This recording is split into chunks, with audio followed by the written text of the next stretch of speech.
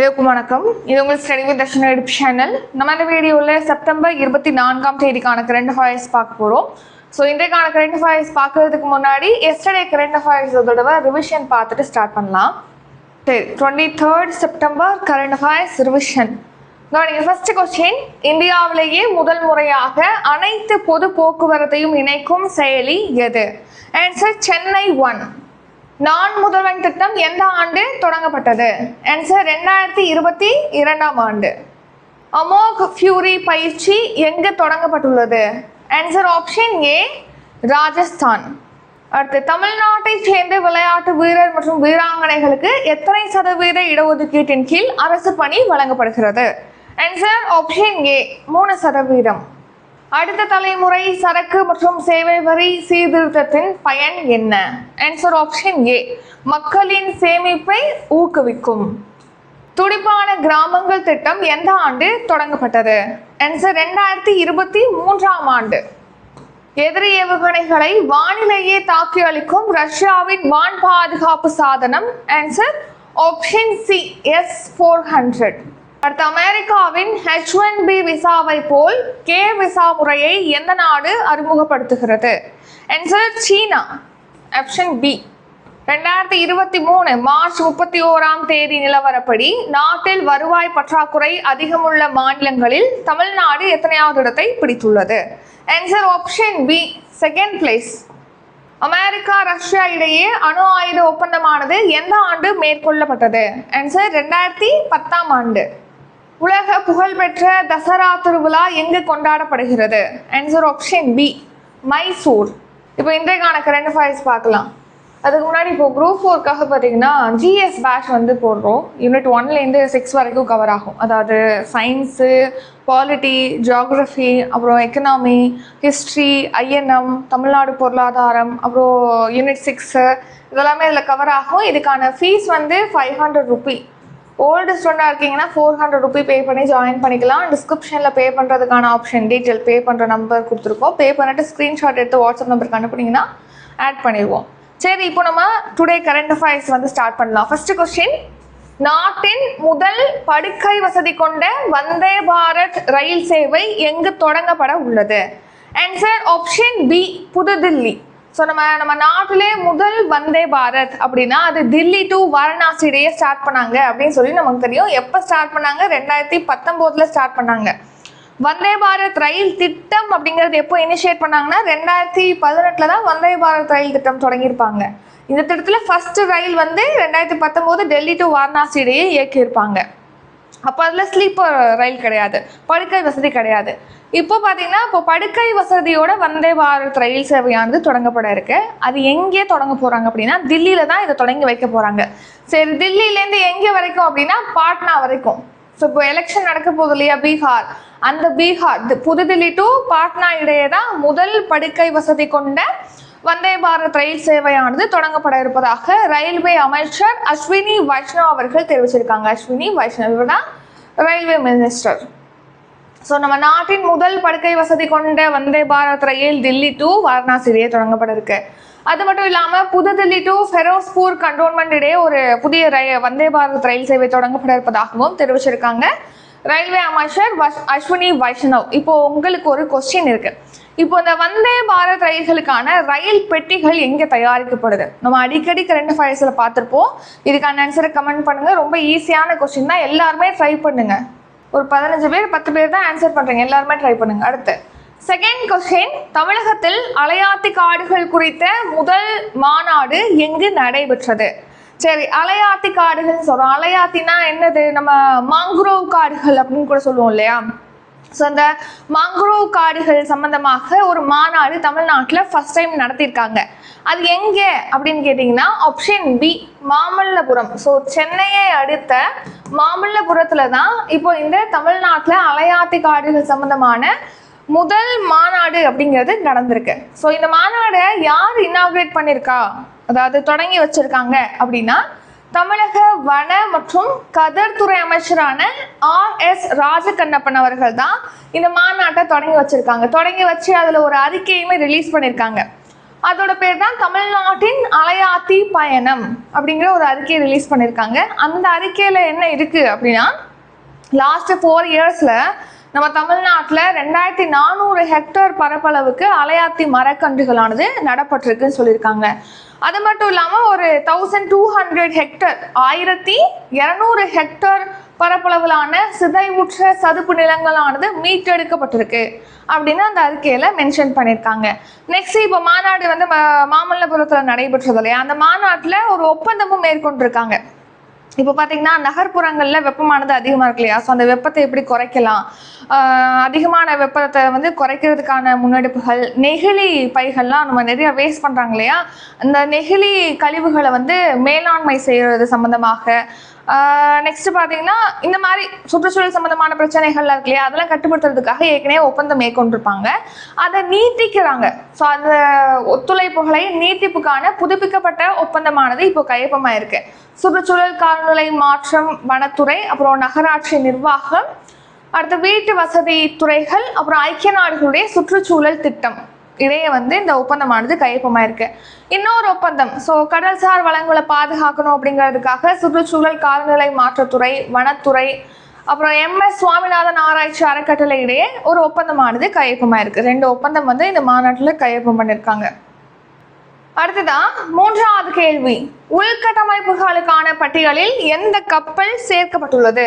Answer option B, பெரிய கப்பல். இப்போ சமீபத்தில் பார்த்தீங்கன்னா உள்கட்டமைப்புகளுக்கான பட்டியலில் பெரிய கப்பல் சேர்க்கப்பட்டிருக்கு. பெரிய கப்பலுக்கு இப்போ உள்கட்டமைப்பு அந்தஸ்து அப்படிங்கிறது கொடுத்துருக்காங்க. சரி, ஒரு கப்பல் வந்து உள்கட்டமைப்பு அந்தஸ்து கொடுக்குறாங்க அப்படின்னா அதனால என்ன பெனிஃபிட் ஃபர்ஸ்ட் தெரிஞ்சுக்குவோம். இப்போ பெரிய கப்பல் சேர்த்துருக்காங்க, பெரிய கப்பல்களை உள்கட்டமைப்பு பட்டியலில் சேர்த்துருக்காங்க. இதனால என்ன பெனிஃபிட் அப்படின்னா கடன் பெறுறது தான். ஸோ வெளிநாட்டு கடன்களை எளிதாக பெற முடியும். அடுத்து வரி விலக்கு பத்திரங்களை வச்சு நிதி திரட்ட முடியும். வரி சலுகைகள் இருக்கும். நெக்ஸ்ட் IIFCL பிரத்யேக கடன் சேவை நிறுவனங்களை அணுக முடியும். இந்த மாதிரியான கடன் சேவை நிறுவனங்களை அணுக முடியும். இதெல்லாம் தான் உள்கட்டமைப்பு அந்தஸ்து வழங்கப்பட்டதுனால ஏற்படக்கூடிய நன்மைகள், பயன்கள் அப்படின்னு சொல்லி நம்ம பார்க்குறோம். இப்போ பெரிய கப்பல்கள் வந்து இந்த உள்கட்டமைப்பு பட்டியலில் இடம்பெற்றிருக்கு. சரி கவனிங்க, 10,000 டன்னேஜ். அது என்ன 10,000 டன்னேஜ் அப்படின்னு கேட்டிங்கன்னா, இப்போது சரக்கு கப்பல்களாக இருக்குது, வர்த்தக கப்பல்களில் வந்து நம்ம சரக்கு ஏற்றுறோம் இல்லையா, எவ்வளவுக்கு ஏற்ற முடியும் அப்படிங்கிறத குறிக்கக்கூடியதான் டன்னேஜ் அப்படின்னு சொல்கிறோம். 10,000 டன் வரைக்கும் நம்மளால் ஏற்ற முடியும் அப்படின்ற திறமை, அந்த ஒரு கெப்பாசிட்டியை தான் டன்னேஜ் அப்படின்னு சொல்கிறாங்க. ஒரு கப்பலில் 10,000 டன் வரைக்கும் ஏற்ற முடியும் அப்படின்னா 10,000 டன்னேஜ் கொண்ட கப்பல்கள் அப்படிங்கிற மாதிரி மென்ஷன் பண்ணுவாங்க. ஸோ 10,000 டன்னேஜ் மற்றும் அதற்கும் அதிகமாக சரக்குகளை ஏற்றக்கூடிய வர்த்தக கப்பல்கள் இந்திய நிறுவனங்களுக்கு சொந்தமானதாக இருக்குது, அதில் இந்திய கொடி ஏற்றப்பட்டிருக்கு அப்படின்னா அந்த கப்பல்களுக்கு உள்கட்டமைப்பு அந்தஸ்து அப்படிங்கிறது கொடுக்குறாங்க. அதே மாதிரி 1,500 டன்னேஜ் கொண்ட இல்லைன்னா அதுக்கும் அதிகமான டன்னேஜ் கொண்ட இந்திய நிறுவனத்துக்கு சொந்தமான இந்திய கொடி ஏற்றப்பட்ட வர்த்தக கப்பல்கள் நம்ம நாட்டில் தயாரிக்கப்பட்டிருக்கு அப்படின்னா அதுக்கும் இந்த அந்தஸ்து, உள்கட்டமைப்பு பட்டியல் அந்தஸ்தானது வழங்கப்படுகிறது. இப்போ இந்த பட்டியலில் புதிய துணைத்துறையாக பெரிய கப்பல்களானது சேர்க்கப்பட்டிருக்கு. அதாவது பெரிய கப்பல்களுக்கும் இந்த உள்கட்டமைப்பு அந்தஸ்து அப்படிங்கிறது கொடுத்துருக்காங்க. ஸோ மொத்தமாக பார்த்தீங்கன்னா இந்த பட்டியலில் வந்து 5 முக்கிய துறைகள், 38 துணைத்துறைகளானது இடம்பெற்றிருக்கு அப்படின்னு தெரிவிச்சிருக்காங்க. ஸோ இப்போ எதுக்காக பெரிய கப்பல்களை இதில் இன்க்ளூட் பண்ணியிருக்காங்க உள்கட்டமைப்பு பட்டியலில் அந்தஸ்து ஏன் பெரிய கப்பல்களுக்கு வழங்கப்பட்டிருக்கு அப்படின்னு கேட்டிங்கன்னா, 2047, அதாவது நம்ம சுதந்திரம் அடைந்த 100வது ஆண்டு தான் 2047. அப்போ நம்ம என்ன டார்கெட் வச்சுருக்கோம், வளர்ச்சி அடைந்த நாடாக நம்ம இந்தியாவை மாற்றணும்னு ஒரு டார்கெட் இருக்குது. ஸோ அந்த டார்கெட் எட்டும் வகையில் 2047 உலக அளவில் இயங்கக்கூடிய வர்த்தக கப்பல்களில் இந்திய கொடியோட, இந்தியன் ஃப்ளாகோட செயல்படக்கூடிய கப்பல்களோட எண்ணிக்கையை வந்து 20% உயர்த்தணும் அப்படின்னு சொல்லிட்டு திட்டமிட்டிருக்காங்க இந்தியா. அது மட்டும் இல்லாமல் 2030 கப்பல் துறையில் சுமார் 1.5 லட்சம் கோடி டாலர் முதலீட்டை உருவாக்குறதுக்கும் நிதி அமைச்சகம் டார்கெட் வச்சிருக்காங்க. 4வது கேள்வி, 6வது சர்வதேச எரிசக்தி மாநாடு மற்றும் கண்காட்சி எங்கு நடைபெற்றது? Answer option C, Delhi. So இப்போ தில்லியில தான் 6வது சர்வதேச எரிசக்தி மாநாடு அப்படிங்கிறது நடைபெற்றிருக்கு. ஸோ இந்த மாநாட்டில் தமிழ்நாடு மின்துறை அமைச்சர் பேசிய போது நிறைய முக்கியமான விஷயங்களை மென்ஷன் பண்ணியிருப்பார் தமிழ்நாடு சம்மந்தமாக. ஸோ அதெல்லாம் ரொம்ப இம்பார்ட்டன்ட், நோட் பண்ணிக்கோங்க. இப்போது 6வது சர்வதேச எரிசக்தி மாநாடு மற்றும் கண்காட்சி தில்லியில் நடைபெற்றிருக்கு. இந்த மாநாடை யார் கண்டக்ட் பண்ணியிருக்கா, யார் நடத்திருக்கா அப்படின்னா இந்திய தொழில்கள் கூட்டமைப்பு CII சார்பில் தான் இந்த மாநாடு அப்படிங்கிறது நடத்தப்பட்டிருக்கு. ஸோ இதில் என்னென்ன சொல்லியிருக்காங்கன்னா, புதுப்பிக்கவல்ல எரிசக்தி திறன். புதுப்பிக்கவல்ல எரிசக்தி திறனா என்ன சொல்லுவோம்? சோலார் எனர்ஜி, வின் எனர்ஜி, அப்புறம் நீர்மின் ஆற்றல், இதெல்லாம் தானே புதுப்பிக்கத்தக்க ஆற்றல். சூரிய ஆற்றல், சூரிய ஆற்றல், அப்புறம் காற்றாற்றல், நீராற்றல், இது தானே புதுப்பிக்கத்தக்க எரிசக்தின்னு சொல்றோம். ஸோ அந்த மாதிரி புதுப்பிக்கத்தக்க எரிசக்தி திறன் தமிழ்நாட்டில் 25,500 மெகாவாட் அப்படிங்கிற அளவில் உற்பத்தி திறன் இருக்கு. புதுப்பிக்கத்தக்க எரிசக்தி உற்பத்தி திறன் அப்படின்னு சொல்லி தெரிவிச்சிருக்காங்க. ஸோ ஒட்டுமொத்த நம்ம நாட்டில் புதுப்பிக்கத்தக்க எரிசக்தி திறன்ல தமிழ்நாடு எத்தனையாவது இடத்துல இருக்கு? 3வது இடத்துல இருக்கு. ரொம்ப இம்பார்ட்டன்ட். அதுல பர்டிகுலரா காற்றாலை, ஏன்னா காற்றாலை தான் புதுப்பிக்கத்தக்க ஆற்றல்னு வரும். ஸோ காற்றாலை திறன் அப்படிங்கிறது பார்த்தீங்கன்னா தமிழ்நாட்டில் 11,500 மெகாவாட். ஸோ நம்ம நாட்டில் செகண்ட் பிளேஸ் காற்றாலையில். மொத்த சூரிய சக்தி சோலார் எனர்ஜியில் பார்த்தீங்கன்னா 10,700 மெகாவாட். ஸோ நம்ம நாட்டில் 4வது இடத்துல இருக்கு அதில் அந்த எரிசக்தி திறனில். அடுத்து நீர் மின்சாரத்தை பொறுத்த வரைக்கும் பார்த்தீங்கன்னா 2,323 மெகாவாட் மின்சாரமானது உற்பத்தி திறன் கொண்டதாக தமிழ்நாடு இருக்கு. ஸோ விண்ட் எனர்ஜியில் செகண்ட் பிளேஸு, சோலார் எனர்ஜியில் வந்து 4th பிளேஸில் இருக்கு. அடுத்து சோலார் எனர்ஜி சூரிய ஆற்றலை பொறுத்த வரைக்கும் போன வருஷம் 2024 பிப்ரவரியில் பார்த்தீங்கன்னா பிரதமரின் சூர்யாகர் முக்தி பிஜுலி யோஜனா அப்படின்னு சொல்லிட்டு ஒரு ஸ்கீம் லான்ச் பண்ணியிருப்பாங்க. அதில் என்ன 1 கோடி வீடுகளுடைய மேற்கூரைகளில் சோலார் பேனலை பொருத்தி அதன் மூலமாக மின்சாரம் தயாரிக்கிறதுக்கு திட்டமிட்டிருக்காங்க அப்படின்னு சொல்லி நம்ம பார்த்துருப்போம். ஸோ இந்த ஸ்கீம் வர்றதுக்கு முன்னாடியே தமிழ்நாட்டில் மேற்கூரைகளில் சூரிய சக்தி அப்படிங்கிறது 239 மெகாவாட் உற்பத்தி திறனாக இருந்திருக்கு. இந்த ஸ்கீம் கொண்டு வந்ததுக்கு அப்புறமாக 290 மெகாவாட் சூரிய ஆற்றல் மூலமாக அந்த சோலார் பேனல்ஸ் மூலமாக உற்பத்தி செய்யப்படுது வீட்டு மேற்கூரையில் அப்படின்னு சொல்லி தெரிவிச்சிருக்காங்க. அடுத்து நெக்ஸ்ட் 5 இயர்ஸ்ல 10,000 மெகாவாட் சூரிய மின்சக்தி உற்பத்தி செய்யறதுக்கு டார்கெட் வச்சிருக்காங்க. 2,000 மெகாவாட் காற்றாலை மூலமாக மின்சாரம் உற்பத்தி செய்யறதுக்கு டார்கெட். 10,000 சூரிய ஆற்றல், 2,000 வந்து காற்றாற்றல் மூலமாக. ஸோ இந்த கொஸ்டின் ரொம்ப ரொம்ப இம்பார்ட்டன்ட், ஸ்கிப் பண்ணிடாதீங்க. மெகாவாட் இருக்கு, இத்தனை மெகாவாட் சொல்லிட்டு ரொம்ப ரொம்ப இம்பார்ட்டன்ட். காற்றாலை மூலமா சூரிய ஆற்றல் மூலமாக மின்சாரம் உற்பத்தி செய்யறதெல்லாம் கேட்பாங்க. அடுத்த 5வது கேள்வி, உலக உணவு இந்தியா சர்வதேச கண்காட்சி எங்கு நடைபெற உள்ளது? ஆன்சர் புதுதில்லியில். நாளைக்கு செப்டம்பர் 25 இந்த உலக உணவு இந்தியா அப்படிங்கிற சர்வதேச கண்காட்சியானது புதுதில்லியில் நடக்க போகுது. ஸோ நாளைக்கு தொடங்கப்பட போகிற இந்த மாநாடு கண்காட்சி அப்படிங்கிறது எத்தனையாவது எடிஷன்னா 4th எடிஷன், 4வது ஆண்டாக இந்த உலக உணவு இந்தியா மாநாடு நடக்க போகுது. இதை பிரதமர் மோடி அவர்கள் தான் தொடங்கி வைக்க போறாங்க. ஸோ இந்த மாநாடை யார் நடத்துறா அப்படின்னா மத்திய உணவு பதப்படுத்துதல் தொழில்துறை அமைச்சகம் சார்பில் நடத்தப்படுது. ஸோ பயிர் உற்பத்தியில் பார்த்தீங்கன்னா உலகின் முதல் 5 முன்னணி நாடுகளில் இந்தியாவும் ஒரு நாடாக இருக்கு. 6வது கேள்வி, 2025ஆம் ஆண்டுக்கான உலகளாவிய புத்தாக்க குறியீடில் இந்தியா எத்தனையாவது இடத்தில் உள்ளது? ஆன்சர் 38வது இடத்துல இருக்கு. ஸோ உலக அளவில் புத்தாக்க குறியீடு, ஸோ இனோவேஷன் இண்டெக்ஸ் அப்படின்னு சொல்லுவோம். அதில் பார்த்தீங்கன்னா இந்தியா 38வது இடத்துல இருக்கு இந்த வருஷத்துக்கான இண்டெக்ஸில். சரி கவனிங்க, சமீபத்தில் உலகளாவிய புத்தாக்க குறியீடு இந்த வருஷத்துக்கானது ரிலீஸ் பண்ணியிருப்பாங்க.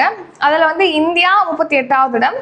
அதுக்கு முன்னாடி 2015 91வது இடத்துல இருந்தது. ஸோ நம்ம இதில் முன்னேறி இருக்கோமா அப்படின்னு கேட்டால் கன்ஃபார்மாக டெஃபினட்டாக வந்து முன்னேறி இருக்கோம். 91லேருந்து 38வது இடத்துக்கு நம்ம இந்த வருஷம் முன்னேறி இருக்கோம். நெக்ஸ்ட் ஸ்டார்ட் அப் இந்தியா, அதாவது புத்தாக்கம் அப்படின்னாலே பார்த்தீங்கன்னா புதிய நிறுவனங்கள், புதிய சிந்தனைகளோட தொடங்கப்படக்கூடிய நிறுவனங்களை தான் நம்ம ஸ்டார்ட் அப் கம்பெனிஸ் அப்படின்னு சொல்கிறோம். குறைந்த முதலீட்டில் புதிய சிந்தனைகளோடு தொடங்கப்படக்கூடிய நிறுவனங்களை நம்ம வந்து ஸ்டார்ட் அப் கம்பெனிஸ்ன்னு சொல்கிறோம். ஸ்டார்ட் அப் இந்தியா திட்டம் வந்து ஸ்டார்ட் அப் கம்பெனி உருவாகிறத ஊக்குவிக்கும் வகையில் அவங்களுக்கான சூழலை ஏற்படுத்தி தரணும் அப்படிங்கிறதுக்காக 2016 ஜனவரி 16ஆம் தேதி தொடங்கப்பட்டது. 2014 பார்த்தீங்கன்னா ஒரு 500 ஸ்டார்ட் அப் கம்பெனிஸ் தான் இந்தியாவில் இருந்தது. இப்போ அது 1.92 லட்சமாக அதிகரிச்சிருக்கு ஸ்டார்ட் அப் நிறுவனங்களோட எண்ணிக்கை. ஸ்டார்ட் அப் நிறுவனங்களுக்கான உகந்த சூழலை ஏற்படுத்தி தரக்கூடிய நாடுகளில் பார்த்தீங்கன்னா நம்ம இந்தியா வந்து 3வது இடத்துல இருக்கு. ஸ்டார்ட் அப் கம்பெனி உருவாகணும் அப்படின்னா அதுக்கான கடன் உதவி, பிளேஸ் தேவைப்படுது. ஒரு செடி வளரணும் அப்படின்னா அதுக்கு மண் தேவை, அதுக்கு நீர், சூரிய ஒளி இதெல்லாம் தேவைப்படுது இல்லையா? அந்த மாதிரி ஒரு கம்பெனி உருவாகிறதுக்கு இந்த மாதிரி நிறையா அது தேவைப்படுது இல்லையா? ஸோ அந்த மாதிரி ஸ்டார்ட் அப் கம்பெனிகளுக்கான சூழல்கள் அமைத்து தர்றதுல இந்தியா 3rd பிளேஸில் இருக்கு.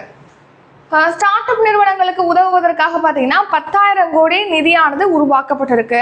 அடுத்து ஸ்டார்ட் அப் நிறுவனங்களை மேம்படுத்துறதுக்காக அவங்களுக்கான கடன் உச்சவரம்பு, அந்த நிறுவனம் எவ்வளோ வரைக்கும் கடன் பெறலாம் அப்படின்னா இப்போ 20 கோடி வரைக்கும் உச்சவரம்பை இன்க்ரீஸ் பண்ணியிருக்காங்க. இதுக்கு முன்னாடி 10 கோடி ஆச்சு உச்சவரம்பு, அது 20 கோடியாக இன்க்ரீஸ் பண்ணிட்டாங்க. ஸ்டார்ட் அப் துறையில் பார்த்தீங்கன்னா குஜராத் தான் வந்து முன்னிலையில் இருக்கு அப்படின்னு தெரிவிச்சிருக்காங்க. குஜராத் மாநிலத்துடைய முதலமைச்சர் பூபேந்திர படேல் அங்கே ஒரு 16,000 ஸ்டார்ட் அப் கம்பெனிஸ் இருக்கு அப்படின்னு தெரிவிச்சிருக்காங்க. அடுத்து 7வது கேள்வி, ஆயுஷ்மான் பாரத் திட்டம் தொடங்கப்பட்டு எத்தனை ஆண்டுகள் நிறைவடைந்துள்ளது? சரி, ஆயுஷ்மான் பாரத் அப்படிங்கிறது எப்போ ஸ்டார்ட் பண்ணாங்க? 2018 ஸ்டார்ட் பண்ணாங்க. எந்த மந்த்து? September month. என்ன தேதி? செப்டம்பர் 23 ஸ்டார்ட் பண்ணியிருப்பாங்க. அப்போது இந்த திட்டம் தொடங்கப்பட்டு எத்தனை ஆண்டுகள் நிறைவடைஞ்சிருக்கு? 7 ஆண்டுகள். Option A. 7 வருஷம் வந்து இந்த ஆயுஷ்மான் பாரத் திட்டம் தொடங்கப்பட்டு நிறைவடைஞ்சிருக்கு. பிரதான் மந்திரி ஜன் ஆரோக்கிய யோஜனா அப்படின்னும் கேட்கலாம், இல்லைன்னா பிரதமரின் ஆயுஷ்மான் பாரத் மருத்துவ காப்பீடு திட்டம் அப்படின்னும் கேட்கலாம். சரியா? 2018 செப்டம்பர் 23 ஸ்டார்ட் பண்ணி இப்போ 7 இயர்ஸ் கம்ப்ளீட் ஆயிடுச்சு. இந்த ஆயுஷ்மான் பாரத் திட்டம் எதுக்காக? மருத்துவ காப்பீடு, இன்சூரன்ஸ் கொடுக்கறது.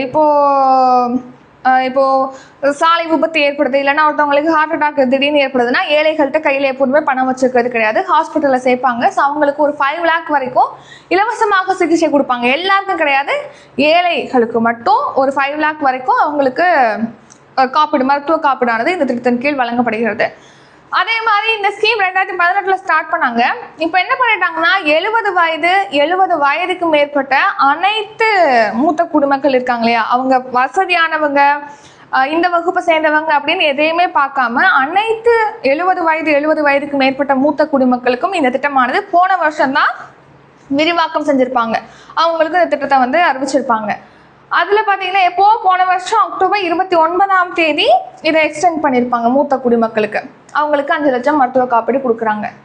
இந்த ஆயுஷ்மான் பாரத் மருத்துவ காப்பீடு திட்டம் தான் உலகிலே மிகப்பெரிய மருத்துவ காப்பீடு திட்டம். இந்த திட்டத்தின் கீழ் எவ்வளோ பேர் பயனடைஞ்சிருக்காங்க அப்படின்னா 55 கோடி பயனாளிகள் இருக்காங்க. அடுத்ததா 8வது கேள்வி, வளர்ச்சி அடைந்த பாரத ஹேக்கத்தான் என்ற முன்னெடுப்பு கீழ்கண்ட எதனுடன் தொடர்புடையது? ஆன்சர் ஆப்ஷன் சி, மாணவர்களின் கண்டுபிடிப்பு திறனுக்கான முன்னெடுப்பு. ஸோ மாணவர்கள் வந்து ஒரு கண்டுபிடிப்பை வந்து ஊக்குவிக்கணும் அப்படிங்கிறதுக்காக இந்த ஹேக்கத்தான் போட்டியானது நடத்தப்படுகிறது. வளர்ச்சி அடைந்த பாரத ஹேக்கத்தான் அப்படிங்கிற ஒரு போட்டி கல்வி அமைச்சகம் சார்பில் நடத்தப்படுகிறது. ஸோ இதை பார்த்தீங்கன்னா மத்திய கல்வி அமைச்சகமும் அடல் கண்டுபிடிப்பு திட்டமும் இணைந்து தான் இந்த பாரத ஹேக்கத்தான், வளர்ச்சி அடைந்த பாரத ஹேக்கத்தான் அப்படிங்கிற ஒரு போட்டியை நடத்துகிறாங்க. எதுக்காக? மாணவர்கள்ட்ட கண்டுபிடிப்பு திறனை வந்து ஊக்குவிக்கணும் அப்படிங்கிறதுக்காக. ஸோ அதன்படி இது ஒரு கருப்பொருள் அடிப்படையில் தான் இந்த போட்டியை நடத்துகிறாங்க. என்ன கருப்பொருள்னா சுயசார்பு இந்தியா, சுதேஷி, அப்புறம் உள்ளூர் உற்பத்திக்கான குரல், வளமான இந்தியா. இந்த 4 கருப்பொருளின் அடிப்படையில் தான் இந்த வளர்ச்சி அடைந்த பாரத ஹேக்கத்தான் அப்படிங்கிற போட்டி 6 to 12th வரைக்கும் படிக்கக்கூடிய அனைத்து பள்ளி மாணவர்களும் இதில் பங்கேற்கலாம் இந்த ஹேக்கத்தானில் அப்படின்னு சொல்லி தெரிவிச்சிருக்காங்க. 9வது கேள்வி, பனிச்சரிவு, நீர்நிலைகளில் எண்ணெய் கசிவு போன்ற சீற்றங்களை கையாளும் பொறுப்பு எந்த அமைச்சகத்திடம் ஒப்படைக்கப்பட்டுள்ளது? ஆன்சர் பாதுகாப்பு அமைச்சகம். ஸோ பார்த்தீங்கன்னா இப்போது பல்வேறு பாதிப்புகள், அதிகமான மழை, வெள்ளம், பனிச்சரிவு, இந்த மாதிரி நீர்நிலைகள் எண்ணெய் கசிவு, இந்த மாதிரி நிறைய பிரச்சனைகள் ஏற்படுது இல்லையா? ஸோ இதில் மக்கள் பாதிக்கப்படுறதை குறைக்கணும் அப்படிங்கிறதுக்காக இந்த மாதிரி பாதிப்புகளை கையாளக்கூடிய பொறுப்பானது வெவ்வேறு அமைச்சகங்களுக்கு பிரித்து கொடுத்துருக்காங்க. ஸோ அதில் பனிச்சரிவு, நீர்நிலைகள் எண்ணெய் கசிகிறது இது போன்றவற்றை கையாளக்கூடிய பணி அப்படிங்கிறது இப்போ பாதுகாப்பு அமைச்சகத்துக்கு வழங்கியிருக்காங்க. வேறு என்னென்னலாம் எந்தெந்த அமைச்சகத்துக்கு வழங்கப்பட்டிருக்கு அப்படின்னு சொல்லி நம்ம பார்க்கலாம். பாதுகாப்பு அமைச்சகம் இப்போ தான் பார்த்தோம், நீர்நிலைகளில் அதாவது நீர்நிலைகள் எண்ணெய் கசிவு, அப்புறம் பனிச்சரிவு இது போன்றவற்றை கையாளக்கூடிய பணி வழங்கியிருக்காங்க. அடுத்து மத்திய புவி அறிவியல் அமைச்சகத்தில் பார்த்தீங்கன்னா இப்போ புயல் ஏற்படுது, சூறாவளி, பனிமூட்டம் இருக்கு, நிலம் அதிர்வு ஏற்படுது, நெக்ஸ்ட் வெப்ப அலைகள், அதிகமான வெப்பம் ஏற்படும் போது வெப்ப அலை அப்படின்னு சொல்றோம் இல்லையா, அந்த பாதிப்பு, மின்னல் ஏற்படுறது, ஆலங்கட்டி மழை பொழிகிறது, கனமழை பொழிகிறது, இதெல்லாம் கையாள்வதற்கான பொறுப்பு மத்திய புவி அறிவியல் அமைச்சகத்தில் கொடுத்துறாங்க. இதுக்கான முன் அறிவிப்புகளை வழங்கணும் அப்படிங்கிறதுக்கான பொறுப்பு மத்திய புவி அறிவியல் அமைச்சகத்திட்ட. அடுத்து வேளாண் விவசாய நல அமைச்சகத்துல என்ன பொறுப்பு கொடுத்துருக்காங்கன்னா உறைபனி, பனிமூட்டம், வறட்சி, சூறாவளி, பூச்சி தாக்குறதுனால பயிர்கள் சேதமடைகிறதெல்லாம் இருக்கு இல்லையா, ஸோ இதை கையாளும் பொறுப்பு வேளாண் விவசாயிகள் அமைச்சகத்திட்ட. அடுத்து வெள்ளம், பனிப்பாறைகள் உருகிறதுனால ஏற்படக்கூடிய வெள்ளம், இதை கையாளுவதற்கான பொறுப்பு ஜல்சக்தி அமைச்சகத்திட்ட பிரித்து கொடுத்துருக்காங்க. நகரங்களில் ஏற்படக்கூடிய வெள்ளத்தை கையாள்வதற்கான பொறுப்பு வீட்டு வசதி மற்றும் நகர்ப்புற விவகார அமைச்சகத்தை வழங்கியிருக்காங்க. அடுத்து காட்டு தீ, ஸோ திடீர்னு பார்த்தீங்கன்னா ஃபாரஸ்ட்லாம் வந்து தீப்பிடிக்க எரிய ஆரம்பிச்சிடும் இல்லையா, அந்த காட்டு தீ, தொழிற்சாலைகள், ரசாயனங்களில் ஏற்படக்கூடிய பேரழிவு, இதை கையாளும் பொறுப்பு சுற்றுச்சூழல், வனம் மற்றும் காலநிலை மாற்ற அமைச்சகத்துக்கிட்ட வழங்கியிருக்காங்க. நிலச்சரிவு கையாள்வதற்கான பொறுப்பு சுரங்க அமைச்சகத்துக்கிட்ட. அணு கதிரியக்க அவசர நிலை சம்பந்தமானதை கையாள்வதற்காக அணுசக்தி துறை. உயிரியல் பேரழிவுகளை கையாள்வதற்கு அந்த பொறுப்பானது சுகாதார நலத்துறை அமைச்சகத்திட்ட வழங்கப்பட்டிருக்கு. ஸோ பேரிடர் மேலாண்மை சட்டம்ங்கிறது 2005 இயற்றியிருப்பாங்க, அதையும் பார்த்துக்கோங்க. 10வது கேள்வி, 2025ஆம் ஆண்டுக்கான பேலன் தோர் விருதினை வென்ற சிறந்த வீரர் பிரிவில் பெற்றவர் யார்? Answer option D, Ousmane Dembele. So இப்போ 2025ஆம் ஆண்டுக்கான கால்பந்து போட்டிகளில் சிறந்த வீரர், வீராங்கனை, சிறந்த அணின்னு சொல்லிட்டு பேலோன் தோர் விருது ஒவ்வொரு வருஷம் வழங்குறாங்க. இந்த வருஷத்துக்கான விருதை இப்போ அறிவிச்சிருக்காங்க. அதில் சிறந்த வீரருக்கான பேலோன் தோர் விருதானது உஸ்மான் டெம்பலே என்பவருக்கு வழங்கப்பட்டிருக்கு. ஸோ இப்போ இந்த வருஷம் 69வது பேலன் தோர் விருது வழங்கும் விழா பாரிஸில் நடைபெற்றது. ஸோ இந்த பேலன் தோர் விருது அப்படிங்கிறது பார்த்தீங்கன்னா பிரான்ஸ் நாட்டை சேர்ந்த ஒரு பிரபல கால்பந்து போட்டி சம்பந்தமான ஒரு இதழ். என்ன அந்த இதழோட பேர் என்ன அப்படின்னு கேட்டிங்கன்னா பிரான்ஸ் ஃபுட்பால் அப்படிங்கிற இதழ் தான் 1956லேருந்து வழங்கிட்டு வராங்க. இந்த வருஷம் அறிவிக்கப்பட்ட பேலோன் தோர் விருதில் சிறந்த வீரர் விருது உஸ்மான் டெம்பலே பிரான்ஸ் வீரருக்கு வழங்கப்பட்டிருக்கு. சிறந்த வீராங்கனை விருது வந்து ஸ்பெயின் நாட்டை சேர்ந்த ஐடனா பொன்மாட்டிக்கு வழங்கப்பட்டிருக்கு. அடுத்து கெர்டு முல்லர் கோப்பை.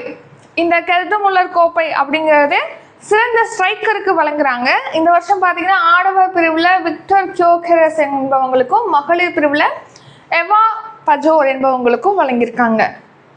அடுத்து கோபா கோப்பை, சிறப்பாக செயல்பட்ட 21 வயதுக்குட்பட்ட கால்பந்து விளையாட்டு வீரர்களுக்கு வழங்குறாங்க கோபா கோப்பை. அது ஆடவர் பிரிவில் லெமின் யமால் என்பவருக்கும், மகளிர் பிரிவில் மிட்ஃபீல்டரான விக்கி லோபஸ் என்பவங்களுக்கும் வழங்கியிருக்காங்க. நெக்ஸ்ட் யாஷின் கோப்பை, இது வந்து சிறந்த கோல் கீப்பருக்கு வழங்குறாங்க. ஆடவர் பிரிவில் ஜியான் லுகி டோனாருமா என்பவருக்கும், மகளிர் பிரிவில் ஹன்னா ஹாம்டன் என்பவங்களுக்கும் வழங்கியிருக்காங்க. சிறந்த அணி வந்து ஆடவர் பிரிவில் PSG அணியும், மகளிர் பிரிவில் ஆர்சனல் அணியும் வின் பண்ணியிருக்காங்க. ஆர்சனல். பயிற்சியாளர் பிரிவில் பார்த்தீங்கன்னா ஆடவர் பிரிவில் லூயிஸ் என்ரிகே என்பவரும், மகளிர் பிரிவில் சரீனா விக்மன் என்பவங்களும் சிறந்த கால்பந்து பயிற்சியாளருக்கான பேலோன் தோர் விருதை வின் பண்ணியிருக்காங்க. 11வது கேள்வி, பாலஸ்தீனத்தை தனி நாடாக எந்த நாடு அதிகாரப்பூர்வமாக அங்கீகரித்துள்ளது? ஆன்சர் ஆப்ஷன் டி, அனைத்தும். ஸோ இப்போ பாலஸ்தீன நாடு பார்த்தீங்கன்னா பிரான்ஸ், பிரிட்டன், கனடா, ஆஸ்திரேலியா உள்ளிட்ட நாடுகள் இப்போ அதிகாரப்பூர்வமாக தனி நாடாக அங்கீகரிச்சிருக்காங்க. ஸோ நம்ம ஒரு 2 days முன்னாடி தான் பார்த்துருப்போம்.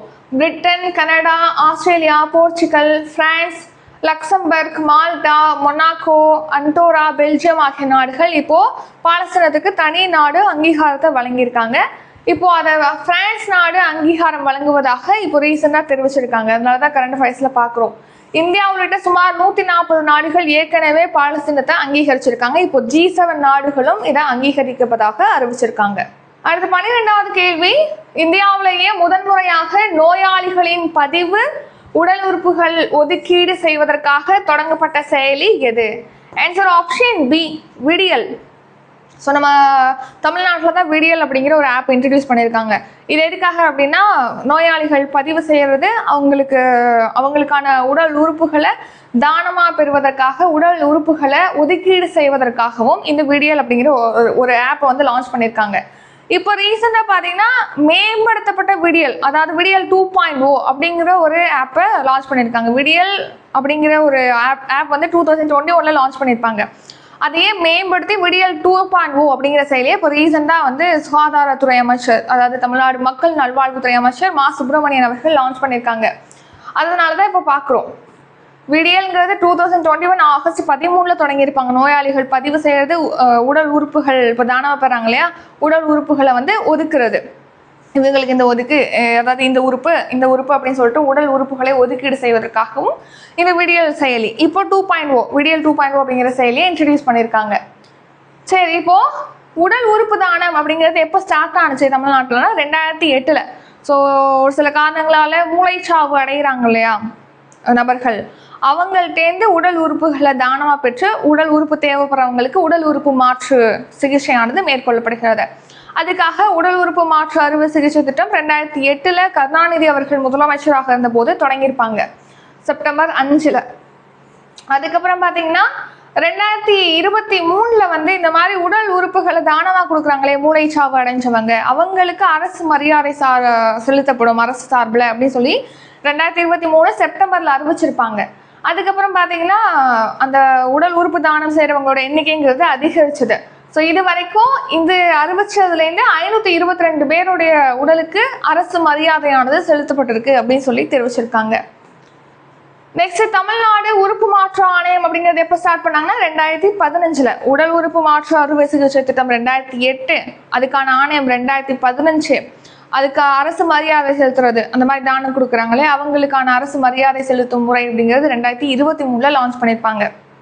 அடுத்து என்ன பண்ண போறாங்கன்னா, இந்த வருஷம் அக்டோபர் 1 வீக்லேருந்து உடல் உறுப்பு தானம் கொடுக்குறாங்களே மூளைச்சாவு அடைஞ்சவங்க, அவங்களுடைய பெயர்களானது அந்த அரசு மருத்துவ கல்லூரிகள் மருத்துவமனைகள்லாம் இருக்கு இல்லையா, அவங்க எந்த ஹாஸ்பிட்டலில் அவங்க இருந்திருப்பாங்களோ அவங்களோட பேரானது நுழைவாயில கல்வெட்டுகளில் பொறிக்கப்படும், அவங்களுக்கு ஒரு சிறப்பு வழங்கும் வகையில் இந்த ஒரு இனிஷியேட்டிவ் மேற்கொள்ளப்படும் அப்படின்னும் சொல்லியிருக்காங்க.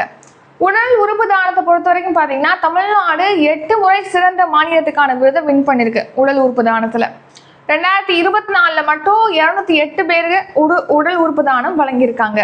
சிறந்த மாநிலமாக அந்த வருஷத்தில் அறிவிச்சிருக்காங்க உடல் உறுப்பு தானத்தில். ஸோ 2008 2025 வரைக்கும் 2242 பேருடைய உடல் உறுப்புகளானது தானமாக பெறப்பட்டு 8017 பேர் வந்து பல்வேறு வகைகளில் இந்த உடல் உறுப்புகளை பெற்று பயன்பெற்றிருக்காங்க. இன்னொன்று, உடல் உறுப்பு தானம் அறுவை சிகிச்சை அப்படின்னாலே காஸ்ட்லியாக தானே இருக்கும், காஸ்ட் அதிகமாக தானே இருக்கும். ஸோ அதனால உடல் உறுப்பு தானத்தில் பார்த்தீங்கன்னா இப்போ முதலமைச்சரின் காப்பீட்டு திட்டத்திலையும் இணைச்சிருக்காங்க. இதுக்கு முன்னாடி 2 உடல் உறுப்பு மாற்று அறுவை சிகிச்சை தான் முதலமைச்சருடைய விரிவான மருத்துவ காப்பீட்டு திட்டத்தில் இணைக்கப்பட்டிருந்தது. இப்போ 8 வகையான உறுப்பு மாற்று அறுவை சிகிச்சையை இணைச்சிருக்காங்க. சரியா, அக்டோபர் 2025 கல்வெட்டுகளில் இந்த உடல் உறுப்பு தானம் செய்கிறவங்களோட பெயரானது பொறிக்கப்படும் சொல்லியிருக்காங்க. அடுத்து 13வது கேள்வி, 71வது தேசிய திரைப்பட விருதுகள் வழங்கும் விழாவில் சிறந்த நடிகருக்கான விருது யாருக்கு வழங்கப்பட்டுள்ளது? Answer option D, A and B. Shahrukh Khan, Vikrant Massey, இவங்க 2 பேருக்கு தான் இப்போ நடைபெற்ற 71வது தேசிய திரைப்பட விருதுகள் வழங்கும் விழாவில் சிறந்த நடிகருக்கான தேசிய விருது வழங்கப்பட்டிருக்கு. ஏற்கனவே அறிவிக்கப்பட்டதுன்னு சொல்லி பார்த்துருப்போம். இப்போ இந்த விருதுகளை குடியரசுத் தலைவர் அதாவது திரௌபதி முர்மு அவர்கள் வழங்கியிருக்காங்க விருதாளர்களுக்கு, அதனால மறுபடியும் பார்க்குறோம். சரியா, இந்த வருஷம் வழங்கப்பட்டது 2023ஆம் ஆண்டுக்கான தேசிய திரைப்பட விருது தான் வழங்கியிருக்காங்க. இது எத்தனையாவது எடிஷன்னா 71வது தேசிய திரைப்பட விருதுகள் விழா தில்லியில் நடந்துச்சு. குடியரசுத் தலைவர் திரௌபதி முர்மு அவர்கள் விருதுகளை வழங்கினாங்க. யார் யாருக்கு வழங்கியிருக்காங்க அப்படின்னா, சிறந்த நடிகருக்கான விருது ஜவான் திரைப்படத்தில் நடித்தமைக்காக ஷாருக் கான் அவர்களுக்கும், 12th ஃபெயில் அப்படிங்கிற திரைப்படத்தில் நடித்தமைக்காக விக்ராந்த் மாசே என்பவருக்கும் வழங்கியிருக்காங்க. சிறந்த நடிகை பெஸ்ட் ஆக்ட்ரஸ் அவார்ட் பார்த்தீங்கன்னா ராணி முகர்ஜி, அவங்க வந்து மிஸ்ஸஸ் சாட்டர்ஜி வர்சஸ் நாவே அப்படிங்கிற திரைப்படத்தில் நடித்ததுக்காக கொடுத்துருக்காங்க ராணி முகர்ஜிக்கு. சிறந்த திரைப்படம் 12th ஃபெயில் படத்துக்கு கொடுத்துருக்காங்க. சிறந்த இயக்குனர் அப்படிங்கிற விருது பார்த்தீங்கன்னா தி கேரளா ஸ்டோரி திரைப்படத்தை இயக்கியமைக்காக சுதீப்தோ சென் என்பவருக்கு வழங்கியிருக்காங்க. சிறந்த இசையமைப்பாளர் விருதானது ஜிவி பிரகாஷ் வாத்தி படத்துக்கு இசையமைச்சதுக்காக கொடுத்துருக்காங்க. தமிழ் திரைப்படமான பார்க்கிங் பார்த்தீங்கன்னா 3 பிரிவுகளில் தேசிய விருதுகளை வின் பண்ணியிருக்கோம். ஒன்று வந்து பெஸ்ட் தமிழ் ஃபில்ம் அப்படிங்கிற பிரிவில், நெக்ஸ்ட் பார்த்தீங்கன்னா சிறந்த திரைக்கதை அப்படிங்கிற பிரிவில் வின் பண்ணியிருக்கு. சிறந்த துணை நடிகர் அப்படிங்கிற பிரிவுலையும் வின் பண்ணியிருக்கு. இதில் சிறந்த துணை நடிகர் யாருன்னா MS பாஸ்கர், சிறந்த திரைக்கதைக்கான விருது ராஜ்குமார் பாலகிருஷ்ணன் வின் பண்ணியிருக்காங்க. அடுத்து சிறந்த துணை நடிகைக்கான விருது சப்போர்ட்டிங் ஆக்ட்ரஸ் விருது பார்த்தீங்கன்னா ஊர்வசி அவர்களுக்கு வழங்கியிருக்காங்க. நடிகை ஊர்வசி, இவங்க மலையாள படத்தில் உள்ளலுக்கு அப்படிங்கிற படத்தில் நடித்தமைக்காக இந்த விருது. அடுத்து இப்போ ரீசெண்டாக பார்த்துருப்போம், திரைத்துறையில் மிக உயரிய விருதா தாதா சாஹேப் பால்கே விருது கருதப்படுது. இப்போ 2023ஆம் ஆண்டுக்கான விருதானது மலையாள நடிகர் மோகன்லால் அவர்களுக்கு அறிவிச்சிருக்காங்க. ஸோ மலையாள நடிகர் இந்த விருது பெறுறது ரெண்டாவது ஆக்டர் இவர் மலையாளத்துலேருந்து. இதுக்கு முன்னாடி 2004 மலையாள இயக்குனர் அடூர் கோபாலகிருஷ்ணன் வந்து தாதா சாஹேப் பால்கே விருதை வின் பண்ணியிருக்காரு. அடுத்த ஐக்கிய நாடுகள் பொதுச்சபை கூட்டத்துக்கு முன்னாடி பார்த்தீங்கன்னா 56 நாடுகளுடைய கூட்டமைப்பான காமன்வெல்த் நாடுகளுடைய அமைச்சர் கூட்டமானது நியூயார்க்ல நடந்திருக்கு. இப்போ ஐக்கிய நாடுகள் பொதுச்சபை கூட்டத்துடைய 80வது அமர்வு நடக்குது. இதுக்கு முன்னாடி காமன்வெல்த் கூட்டமைப்பு நாடுகள் கூட்டமானது நியூயார்க்ல நடைபெற்றது. அதையும் பார்த்துக்கோங்க. அடுத்து இன்றைக்கான கரண்ட் அஃபேர்ஸ் ரிவிஷன் பார்க்கலாம். அதுக்கு முன்னாடி நான் ஏற்கனவே சொன்ன மாதிரி 26ஆம் தேதி ஜிஎஸ் பேட்ச் வந்து ஸ்டார்ட் ஆகுது. டிஎன்பிஎஸ்சி படிக்கிறவங்களுக்காக ஃபீஸ் வந்து 500. டிஸ்கிரிப்ஷனில் டீட்டெயில் கொடுத்துருக்கோம். அதே மாதிரி current affairs 1 year subscription start பண்ணுறோம். இப்போது வர அக்டோபர் 1லேருந்து நெக்ஸ்ட் இயர் செப்டம்பர் 30 வரைக்கும் 2025லேருந்து 2026 வரைக்கும் 1 இயர்க்கான டெய்லி சிஏ பிடிஎஃப், அப்புறம் monthly PDF, weekly test, monthly test இதில் ப்ரொவைட் பண்ணுவோம். ஜாயின் பண்ணோம் அப்படின்னா ஃபீஸ் வந்து 750 ரூபி. ஸோ ஏற்கனவே சப்ஸ்கிரிப்ஷனில் இருக்கீங்கன்னா 600 பே பண்ணி ஜாயின் பண்ணிக்கலாம். அதுக்கான டீட்டெயில் டிஸ்கிரிப்ஷனில் இருக்குது, செக் பண்ணி பார்த்துக்குங்க. இப்போ நம்ம ரிவிஷன் பார்க்கலாம். 24th September current affairs revision. First question, நாட்டில் முதல் படுக்கை வசதி கொண்ட வந்தே பாரத் ரயில் சேவை எங்கு தொடங்கப்பட உள்ளது? ஆன்சர் ஆப்ஷன் பி, புதுதில்லி. தமிழகத்தில் அலையாத்தி காடுகள் குறித்த முதல் மாநாடு எங்கு நடைபெற்றது? Answer option B, Mamallapuram. உள்கட்டமைப்புகளுக்கான பட்டியலில் எந்த கப்பல் சேர்க்கப்பட்டுள்ளது? ஆன்சர் பெரிய கப்பல். 6வது சர்வதேச எரிசக்தி மாநாடு மற்றும் கண்காட்சி எங்கு நடைபெற்றது? ஆன்சர் தில்லி. உலக உணவு இந்தியா சர்வதேச கண்காட்சி எங்கு நடைபெற உள்ளது? ஆன்சர் ஆப்ஷன் பி, புதுதில்லி.